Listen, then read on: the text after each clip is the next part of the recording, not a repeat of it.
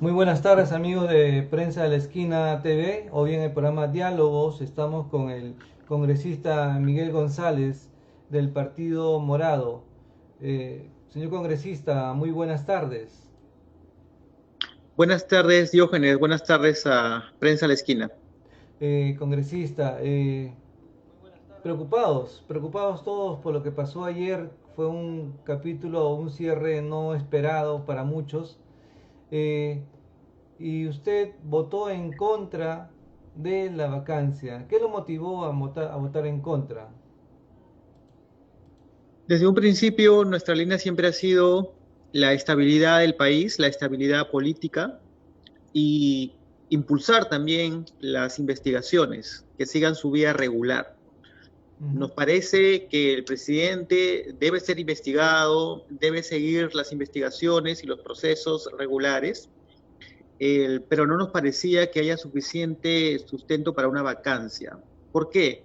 Porque todavía no hay una investigación judicial, digamos, una acusación judicial. El, necesitamos pensar no solamente en hacer justicia, digamos, en temas relacionados con el presidente, en temas de corrupción que aparentemente están saliendo evidencias, sino que también necesitamos pensar en el país. Y mientras no tengamos una acusación objetiva, entonces creo que nosotros como Poder Legislativo debemos pensar primero en la estabilidad, en la gobernabilidad, en la emergencia que estamos viviendo y luego de ello pensar en las aspiraciones políticas, ¿no? Estamos en una coyuntura electoral y lógicamente creemos que se han sumado no solamente intereses de hacer justicia en temas de corrupción, sino también hay intereses electorales, hay intereses de desequilibrar a nuestro país, de tomar el poder, etcétera, ¿no? Creemos que hay otros intereses detrás de la vacancia. Por eso que nuestra línea siempre ha sido eh, la de impulsar la investigación, pero no a la vacancia, ¿no? Esperar que el presidente termine su gestión a 8 meses de terminar su gestión y luego sea investigado y que toda la justicia le caiga encima, ¿no?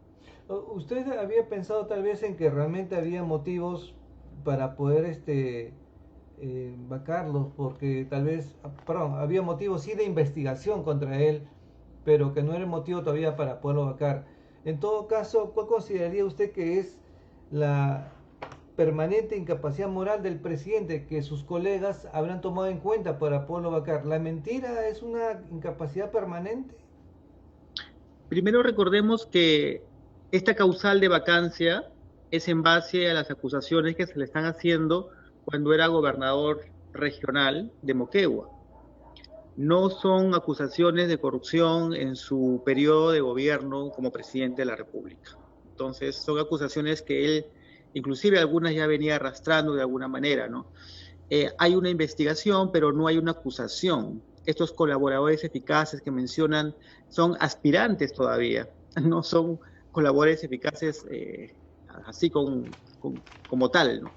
Entonces, creemos que recién en un proceso inicial no se puede pedir vacancia, ¿no? Y nosotros creemos que se debió seguir investigando y seguramente en un momento la vacancia o las razones para una vacancia pudieron haber cobrado fuerza, ¿no?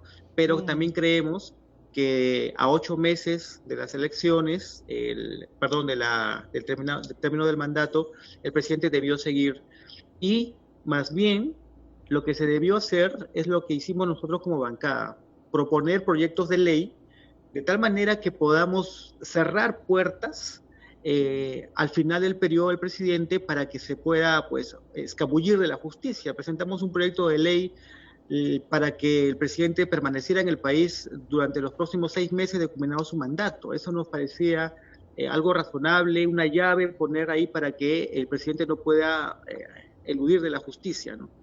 Sin embargo, lo que tenemos ahora es una vacancia express igual, donde nos queda una duda del objetivo que fue la vacancia, ¿no? Entonces nos genera mucha duda, mucho ruido político. Y en medio de la emergencia, peor todavía. Hay algo, ¿cómo se llama? Según una encuesta, el 95% de peruanos estaba en contra de la vacancia, de esta última vacancia.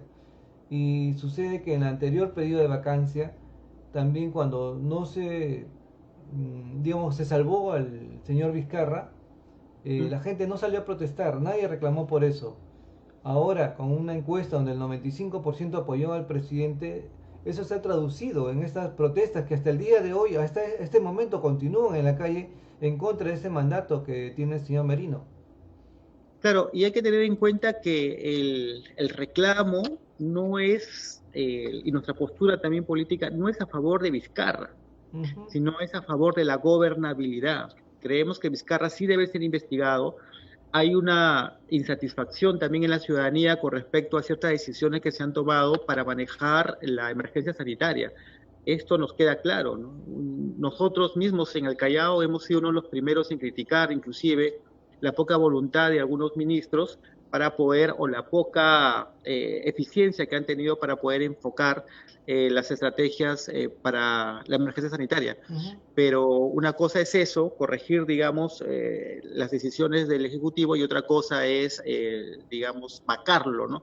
Y a pesar de que había mucho que mejorar, el sentido de la ciudadanía era no a la vacancia, porque eso contribuye a estar peor todavía. Un ejemplo así muy puntual, Diógenes. Nosotros como despacho congresal hemos estado articulando con la ministra de Salud, con el ministro de Transportes y Comunicaciones, con el de Cultura para el Patrimonio Chalaco, ¿no? En fin, con la ministra para ver temas de control de los centros de salud, etcétera, acceso inmediato al CIS de las poblaciones vulnerables. Todas esas gestiones se quedan en nada, vuelven de cero al cambiar los ministros constantemente. Entonces todo lo que ya habíamos avanzado se pierde. Entonces, eso es un retroceso que al final repercute en la calidad de vida de la ciudadanía. Entonces, eso necesitamos tenerlo en cuenta. Aquí no se trata de apoyar a Vizcarra ni a ningún presidente o político con presunciones de haber cometido actos de corrupción, ¿no? Sino se trata de gobernabilidad. De eso se trata. Sí, es lamentable porque tras 5 gestiones constitucionales llegamos a este último periodo donde terminamos con 3 presidentes en un gobierno de 5 años, con un cierre de Congreso, ¿no? Y un presidente vacado. Es lamentable esta coyuntura a pocos meses de se supone 200 años donde tendría que haber habido una madurez democrática para poder asumir nuestros errores y nuestros aciertos, por cierto. Y pensamos que la emergencia sanitaria, la pandemia, los miles de muertos que ha habido a causa del COVID-19 nos iba a desprender de intereses políticos, pero al parecer no. Mm. No se aprendió la lección dentro del equipo humano de políticos que aspiramos a dirigir, digamos, de cierta medida a la nación, pero no hemos aprendido nada, absolutamente nada de los errores del pasado. Entonces, yo creo que si una emergencia sanitaria y tantas muertes de por medio y nuestra economía que ha colapsado también, no ha sido razón suficiente para generar e impulsar gobernabilidad, entonces, ¿a qué nos estamos dirigiendo? ¿Hacia dónde estamos yendo? Mm. ¿no? Entonces, nos queda un sinsabor tremendo.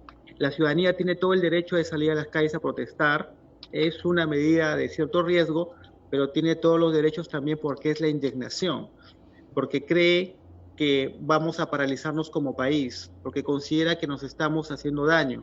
Entonces, nosotros que hemos ido a los hospitales, comisarías, asentamientos humanos, hemos recorrido por todo el Callao, y no solamente el Callao, sino también otras ciudades, el sentido de la ciudadanía es eso, que haya estabilidad política, que eso también repercute en nuestra estabilidad económica, que se tomen buenas decisiones también, que se corrijan los procesos, que al final, por ejemplo, los bonos que no han llegado satisfactoriamente, se corrijan los procesos, que el Congreso contribuya con iniciativas legislativas a mejorar los procesos y que también se dedique a fiscalizar bien para que en las regiones los presupuestos finalmente lleguen a mejorar la calidad de vida de la gente. Pero Hay, nada de eso se ha hecho. hay un tema lamentable también que ya se empieza a sentir no a pocas horas de haber vacado al señor ahora Martín Vizcarra, es que los bonos del Perú han caído, se han desplomado. Lo que estaba a 3.4 centavos de dólar han pasado a 157.87 centavos de dólar. Este es un primer síntoma, lo cual no habla bien de esta actitud que se está tomando y que va a repercutir en la economía en el futuro. Repercute fuertemente. Siempre las caídas son inmediatas y la recuperación es a largo plazo. Entonces, pero no se piensa nada en esto, ¿no? Los índices macroeconómicos definitivamente nos van a mostrar en los próximos días que estamos empeorando económicamente.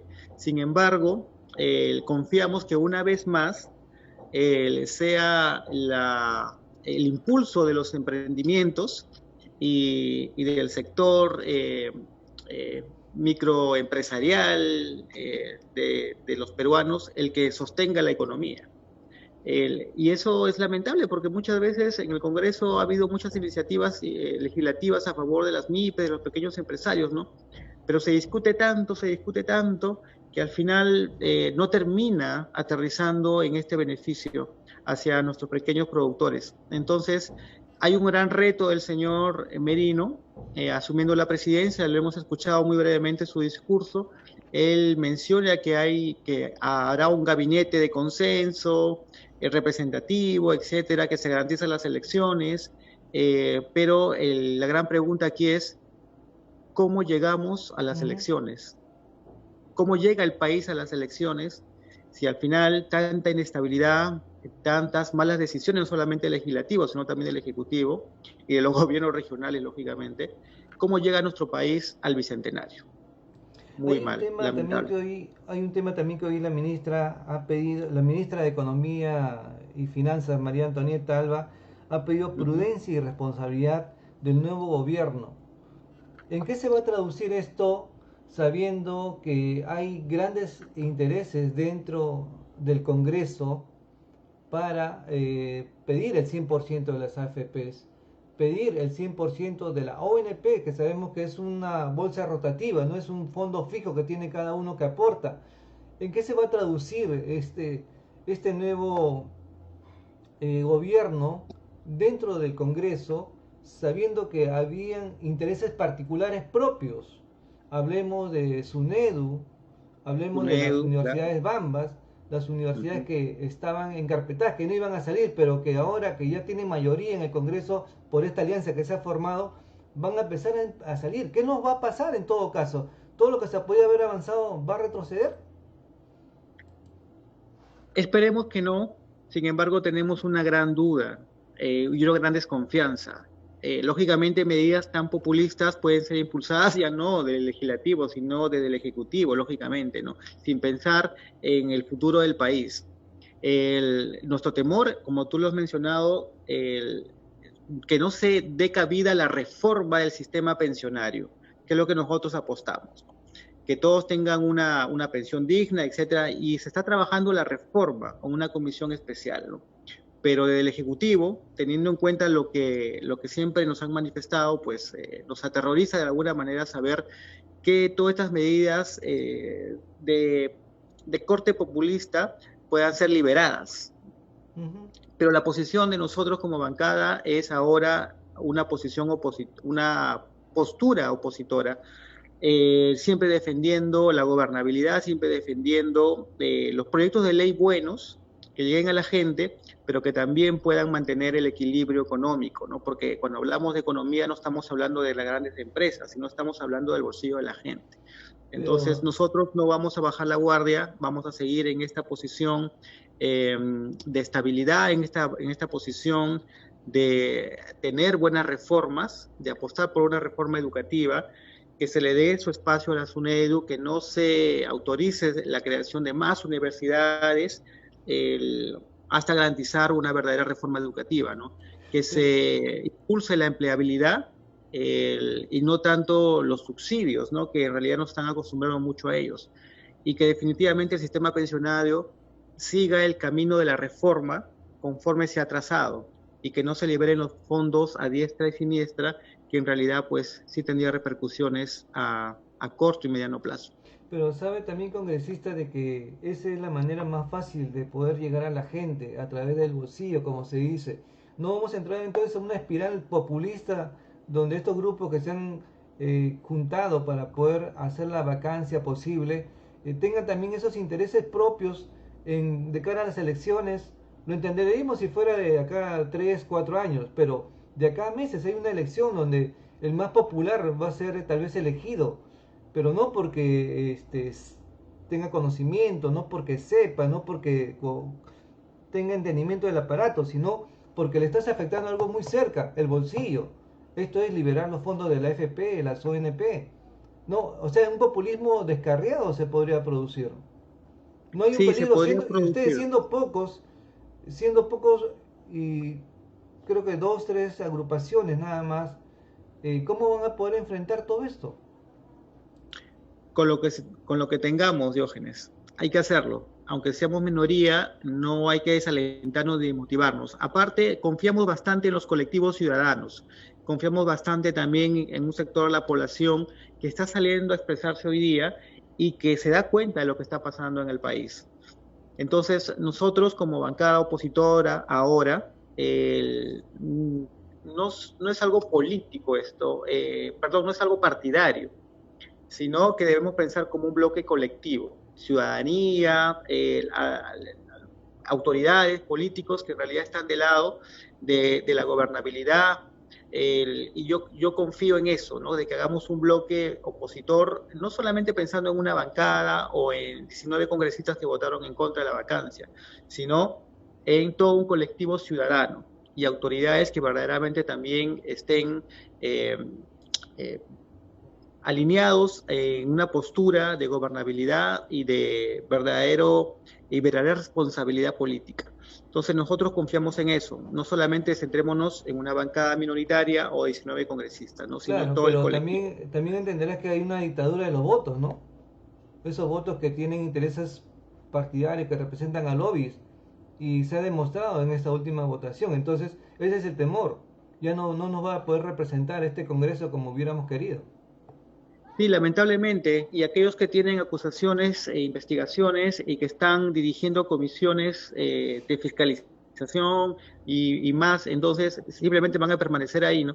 Hace poco salió un reporte de 68 congresistas que tienen investigaciones, procesos, y en fin, ¿no? Nos parece bastante eh, injusto inclusive, ¿no? Que congresistas que tengan más investigaciones inclusive que el propio presidente vacado, ahora ellos vaquen a alguien. Entonces, pero, Jógenes, yo soy una de las personas que confía en el colectivo, que confía en la ciudadanía empoderada, y yo creo que con ellos, todos juntos vamos a poder defender verdaderamente los intereses de todo el país. Y yo Eh, creo que va a ser bien difícil, como lo dices, hasta desmotiva, pero no perdamos la esperanza y la motivación de seguir haciendo una política transparente y verdaderamente pensando en todo el país. el, el ahora expresidente Vizcarra dijo en la mañana, todo gobierno necesita legitimidad y legalidad. ¿Qué es lo que tiene ahora el señor Merino? Yo considero que legitimidad no tiene, porque ir en contra de la mayoría, ir en contra de lo que la ciudadanía quiere, pues no es nada legítimo eso. Mm, Entonces, vacar a un presidente en base a indicios y no a elementos objetivos no te da legitimidad, ¿no? Por más que explotes el orden constitucional y etcétera, no hay legitimidad. Y cuando no hay legitimidad, simplemente no aterriza bien. Esperemos que también el presidente, ahora presidente Merino, eh, pues sepa verdaderamente representar a la nación y haga un gabinete de consenso, haga un gabinete que verdaderamente represente a la gente y que haga las cosas bien. Lo dudo mucho, de verdad, lo dudo mucho, pero en el fondo como ciudadano y como representante también espero que las cosas eh, no sean como uno las está percibiendo ahora, sino que en mm. el camino vayan mejorando. Esperemos, esperemos. Nosotros estaremos expectantes y también nuestra posición de oposición con respecto a todo lo que veamos y denunciando al momento todas las irregularidades y cosas que no nos parecen. No hay Para, legitimidad en lo que ha pasado ayer. Ujú. Para terminar este círculo y abrir otro, se ha hablado de que habría componendas que vamos a conocer más adelante, que seguramente habían acuerdos previos bajo la mesa. Eh, ¿Usted ha percibido eso en los cambios de actitud de un día para otro en la votación? ¿O piensa que ha habido voto de conciencia, el llamado voto de conciencia? Sabemos que ha habido conversaciones y acuerdos. ¿A qué nivel? No lo sé, pero sí ha habido, ¿no? Es decir, una vacancia inmediata, lo que se escucha en los pasadizos del Congreso, etcétera, entonces reflejan que en realidad ha habido algunos acuerdos, ¿no? No se hace una vacancia con 105 votos a favor si es que no hay conversaciones de por medio o acuerdos de por medio, ¿no? Entonces dudo mucho que ello haya sido espontáneo y a conciencia, sino que definitivamente ha habido acuerdos de por medio. Bien, ahora pasemos a lo que es en sí su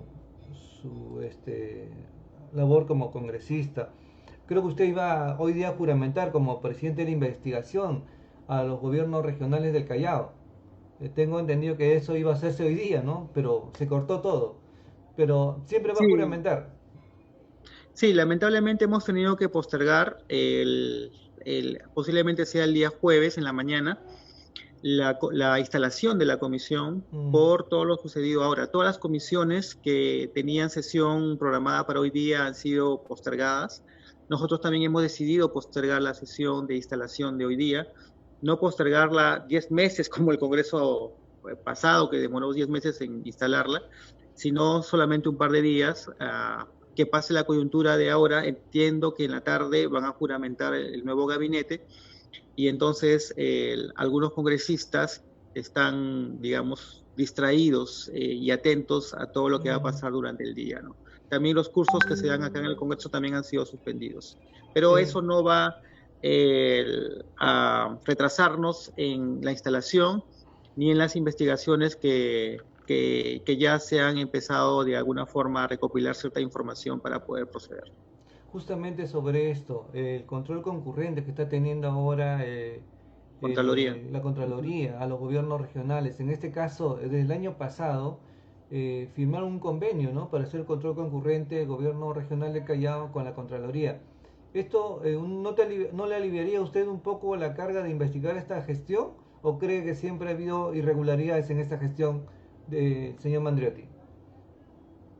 Nosotros hemos conversado con Contraloría. Contraloría igual hemos tenido una conversación para tener un acuerdo no, sino una mutua colaboración Mm, en las investigaciones, ¿no? Ellos nos han pedido que cualquier situación que suceda en el Callao, y que recordemos que el ámbito de la comisión investigadora es de los gobiernos regionales, no es a todo ámbito. Entonces, nosotros vamos a colaborar también con la Contraloría, elevándole algunos casos, y lógicamente ellos también van a colaborar con nosotros, porque ellos ya colaboraron con la Comisión de Investigación de los Gobiernos Regionales pasado, del Congreso pasado, ¿no? Han extendido 1.600 casos, nos dijo el Contralor, ¿Del Callao? así es, del Callao. Uh-huh, A todos del Callao. a todos los municipios, No, los la gobiernos Comisión de regionales o Investigación solamente, anterior sí, anterior, también estuvo trabajando con Contraloría, y Contraloría claro, le alcanzó un mil CD seiscientas con investigaciones, más de 1.000 casos, así es. 1600 me Entonces, dijo. así es. Ah, Ujú. Palabras del propio Contralor. bueno, Así bueno, es. Entonces, nosotros, si bien existe un informe preliminar que la comisión anterior dejó, sabemos que ha habido digamos, problemática con respecto a lo que se investigó. Entonces nosotros vamos a priorizar esta comisión en nuestra labor congresal, vamos a revisar los casos más, los que no están todavía judicializados y que tengan sentencia, y lógicamente vamos a centrar también aquello que no se investigó y que no estaba contemplado en la comisión pasada, que es el gobierno regional actual. Tenemos una mutua colaboración con la Contraloría y eso también va a ayudarnos un poco a agilizar el trabajo en la comisión. bien, congresista, antes de que podamos cortar, hay un tema que acá en el Ventanilla ha sacudido mucho el ambiente y que está encendiendo la pradera, por decirlo de alguna manera. El caso de los humedales de Ventanilla. Lo que Ah, sí. pasa es que lamentablemente, según un informe del mismo CERNAP, eh, las áreas de conservación regional, dice, no deberían contar con zona de amortiguamiento, y de hacerlo, estas deberán entenderse como referenciales, es decir, sin ningún valor legal. Cuando se crea en el año 2006 la zona de humedales, se crea pero sin la zona de amortiguamiento, solamente el ACR, que es administrado Ujú. por el gobierno regional. Regional. Ujú. Y ahora, no, ustedes saben que Ventanilla primero y después la provincial del Callao, los consejos aprobaron el cambio de uso de una zona residencial a industria liviana. ¿Qué va a pasar? ¿Qué tiene usted entendido sobre esto? Y si podemos recuperar o no parte de los humedales que se están desapareciendo, o alrededor del ACR, ¿no? Concretamente. Sí, nosotros ya nos hemos reunido con algunos colectivos, hemos escuchado la parte legal, hemos escuchado la parte social también con respecto a la problemática de los humedales. Vamos a visitar los humedales en esta semana y también vamos a visitar, lo vamos a hacer en compañía de algunos técnicos para poder darle nulidad, digamos, a esta zonificación que se le ha asignado, ¿no? Vamos a explotar la parte legal en ello, vamos a visitar la zona previamente. Sin embargo, nos sorprende que si bien la norma no establece estas zonas de amortiguamiento o que se conserven, eh, todo ambientalista o profesional en la materia conoce que estas zonas de amortiguamiento no se cuidan o no prevalecen, entonces los humedales de alguna manera va a desfogar el agua, la humedad por algún otro lado y Sí. esto va a dañar las viviendas colindantes. Entonces, eso está pasando en los humedales de Chancay también, que también hemos ido a verlos. Y no ha Entonces, desaparecido. el, claro, exacto. Entonces, ¿por qué? Porque ahí se va a llevar a cabo el proyecto del puerto de Chancay. Entonces está Ya. afectando también la parte ambiental, no solo la bahía, sino también los humedales. Y, Entonces, esto va a pasar también en Ventanilla si es que no hacemos algo al respecto. Y me sorprende que las autoridades locales, municipales de Ventanilla simplemente digan, pues, fue el provincial, cambió la zonificación y nosotros damos visto bueno de acuerdo a la norma, ¿no? pero Simplemente no hay una política de conservación ambiental en nuestra región. en todo caso, el lugar que usted investiga, que usted ha señalado, ¿cuenta con un área de amortiguamiento o solamente estamos hablando de una configuración exacta, delineada y no tiene zona de amortiguamiento? No, sí tiene zona de amortiguamiento. O sea, sí la tiene. Lo que pasa es Mm, que puede quedarse o no puede quedarse. O sea, puede zonificarse o no puede cambiarse de su uso. Entonces, lo que se ha hecho es que esa zona de amortiguamiento se cambie su uso. Entonces, porque no se considera necesario para prevalecer los humedales, toda el área limitada. Entonces, pero no, o sea, sí es necesario. Si eso no se conserva, la zona de amortiguamiento, entonces, como lo mencioné, el escape de la humedad, del agua, va a brotar por algún otro lado. claro. Y lo peor es que nosotros ya hemos ido a los humedales, nos enseñaron la zona bonita, la zona turística, etcétera, ¿no? Pero con los vecinos fuimos a la zona más retirada, donde queman el área verde y donde arrojan desmonte. Sí. Hay una zona totalmente descuidada y eso lo hemos puesto en las redes, ¿no? Entonces, hay falta una política ambientalista de conservación de nuestras zonas ecológicas en la región. Y es lamentable, yo en Ventanilla me he criado también y he visto la laguna, he visto las zonas agrícolas y todo eso se ha desaparecido. Y yo creo que es momento de que los ministerios, lamentablemente nosotros ya empezamos coordinaciones con el Ministerio del Ambiente, pero ahora con esta coyuntura que ha pasado, entonces vamos a tener que hacer nuevamente acercamientos con el Ejecutivo. Hay un tema que ayer en una entrevista con el señor Arturo Alfaro de la ONG Vida, que seguramente usted lo conoce, que también es ingeniero ambientalista, él habló de que la zona de Ventanilla con la que cuenta la parte de la laguna, ¿no? Que usted lo debe conocer, que está administrado por la municipalidad distrital, esta no contaría con el saneamiento físico legal y no se sabe a quién pertenecería esta laguna. En todo caso le acerco esa observación a fin de averiguar si realmente esto va a ser administrado siempre por la municipalidad y quién es el dueño. Porque si el dueño es Sunino, la sucesión Sunino Berizo, Estamos hablando de que se estaría haciendo una malversación de fondos, a pesar que esto lo tienen supuestamente en el poder la municipalidad de Ventanilla, ¿no? Para terminar, señor congresista, usted va a seguir visitando, va a seguir bajando a las entidades del Estado, en este caso los hospitales. ¿Cómo usted ha visto el tema de los hospitales, que últimamente se le han impuesto las plantas de oxígeno, las camas UCI?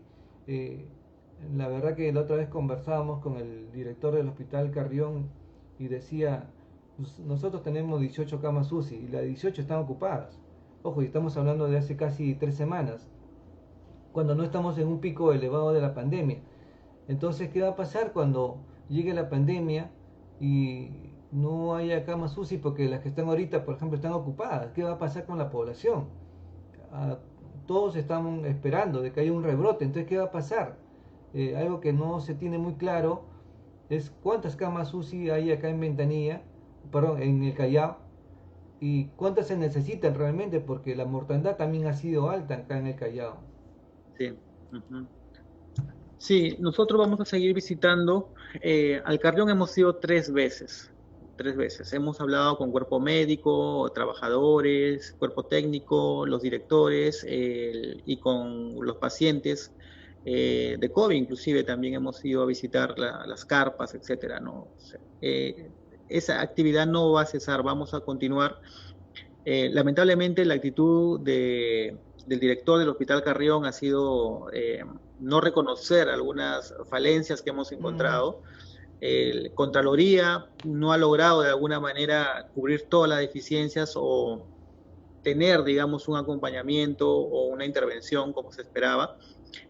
Nosotros desde la Comisión de Investigación vamos a atender todas las situaciones, irregularidades y denuncias que ha pasado en el Hospital Carrión, y lógicamente no nos vamos a cansar de poder seguir articulando no solamente con las autoridades regionales de salud, sino también con el Ministerio de Salud para poder contribuir con algunas mejoras. Hace poco, hace unas semanas, 3 semanas si no me equivoco, tuvimos una reunión con la ministra de Salud. Los congresistas del Callao asistieron virtualmente al CIE Raime y Marcos Pichilingüe, y quien le habla, una reunión con la ministra de Salud, y la ministra de Salud nos expuso en cifras y en estrategias sobre cómo iba la región Callao y todo lo que había encontrado, ¿no? Entonces, a raíz de esa reunión surgieron propuestas. ¿Y qué encontraron a nivel de la región Callao? Leves avances, leves mejoras e impulso en las campañas de despistaje de COVID, básicamente, ¿no? En los centros de aislamiento, otorgada por la Dirección Regional de Salud. Interesado de Entonces, parte. volvemos al mismo problema, porque es las mismas autoridades regionales las que muchas veces ponen una barrera, ¿no? Y de alguna manera ellos dicen, pues acá estamos haciendo las cosas bien, ¿no? Y cuando uno le hace las observaciones, simplemente dicen que uno llega a patear la puerta, ¿no? Observaciones como los centros de aislamiento que la gente no quiere ir, que nos parece increíble que hasta ahora digan que la gente no quiere ir, cuando hemos visitado el centro de aislamiento de Villa, y allí en ese centro, que bueno, es el pionero, allí trabajan en articulación con las municipalidades, trabajan en articulación con la policía y con la sociedad civil, con las juntas vecinales, las juntas directivas de los distritos aledaños, trabajan con ellos, y ellos son los que acompañan las campañas de despistaje. Entonces, eso debería ser también nuestras autoridades regionales, trabajar con la ciudadanía, trabajar con las alcaldías, no están totalmente divididos. En fin, y las plantas de oxígeno, pues todos sabemos cuánto han demorado en instalarse en el Callao y de sus primeros problemas técnicos que tuvieron, ¿no? Entonces, esas cosas, por ejemplo, la ministra menciona que se están normalizando, que se ha hecho los esfuerzos, ¿no? Pero esa información que las mismas autoridades regionales emiten. Entonces, lo que nosotros no vamos a detenernos en hacer es visitar siempre estos centros, estos hospitales, para ver cómo están. Y para nosotros el mejor diagnóstico es el que la ciudadanía hace. Con esa información que recogemos es que emitimos nuestros informes y nuestro diagnóstico de cómo está la salud en el Callao. Bien, congresista, antes de terminar, quisiera agradecer a aquellos que están con nosotros en esta hora conectados. Y una última reflexión. Usted cuando termine su gestión van a ser 200 años de vía democrática que tiene el país. En todo caso, congresista, ¿cómo quisiera ser recordado por la población del Callao? Yo creo que la mejor manera de ser recordado es que hemos estado al costado de la ciudadanía en los tiempos más difíciles, que hemos escuchado su voz y que hemos acompañado sus acciones y que los hemos involucrado a los ciudadanos, a los vecinos del Callao, dentro de la toma de decisiones. Hacemos ese trabajo y queremos ser recordados así también, porque nosotros no queremos más congresistas que desde su curul tomen decisiones por la población sin incluirlos. Cuando la población dice, señor congresista, por favor, represéntenos ante las autoridades municipales o regionales, nosotros no vamos sin ellos, sino que les decimos, acompáñanos. Tú también siéntate en el escritorio con las autoridades locales, con nosotros, y tú también habla, di algo, exprésate, y lo que nos dijiste a nosotros en la visita a tu asentamiento humano, a tu calle, a tu barrio, también díselo directamente ahora en nuestra presencia a tu autoridad local. Forma parte de este equipo de cambio. Esa es la manera como queremos que se nos recuerden. Algunas cosas podremos hacer, otras no, porque las funciones de un congresista no son totales, están limitadas, pero lo mejor es estar al lado de la población cuando más lo necesita. Yo creo que de esa manera es como queremos ser recordados. Bien, antes de terminar, congresista, la última pregunta, la última, antes que Sí, me claro, olvide. Diógenes. ¿Carolina Lizárraga o Julio? ¿Por quién va a votar usted? Por el Partido Morado, cuyo liderazgo en este momento y preparación técnica y perfil presidenciable lo tiene Julio Guzmán. Bien, bien, ya sabemos entonces por dónde va el voto. Además ha sido él el primero que ha salido a la calle a protestar, ¿no? Justamente a convocar a la población para protestar contra este gobierno, él llama ilegal, ¿no? Que no lo convence por haber ganado no de buena manera la presidencia de la República. Sí, hay todo el derecho y la libertad de la ciudadanía a protestar, a expresarse en las calles. Hay que tener en cuenta los cuidados también, porque no estamos sin pandemia. Todavía seguimos en pandemia, pero con esa responsabilidad del caso hay que expresarnos también libremente conforme la Constitución nos ampara, ¿no? De Bien, poder expresarnos libremente. antes de terminar, hay un señor Juan Carlos Charún, dice, por favor, que se pronuncie sobre el tema de CAS nunca más en el Hospital San José del Callao. Estamos presentes hasta el día de hoy. No se pronuncia sobre el tema o que nos diga cuándo nos pueda recibir, por favor. Gracias. No, al contrario, Diógenes. Nosotros hemos escuchado y atendido a colectivos que quieren eliminar este régimen laboral de CAS nunca más, no solamente en el Callao, sino también en otras partes de nuestro territorio. Y nosotros estamos a favor, digamos, de poder mejorar las condiciones laborales a nivel nacional, ¿no? Sin embargo, es todo un reto hacerlo, porque creemos, impulsamos una reforma laboral. Es todo un trabajo que hay que hacer, pero estamos en esa línea de poder garantizar de alguna manera mejores condiciones laborales para las personas. Creo que también esa fue una de las propuestas de ustedes, ¿no? La reforma laboral, si no me equivoco.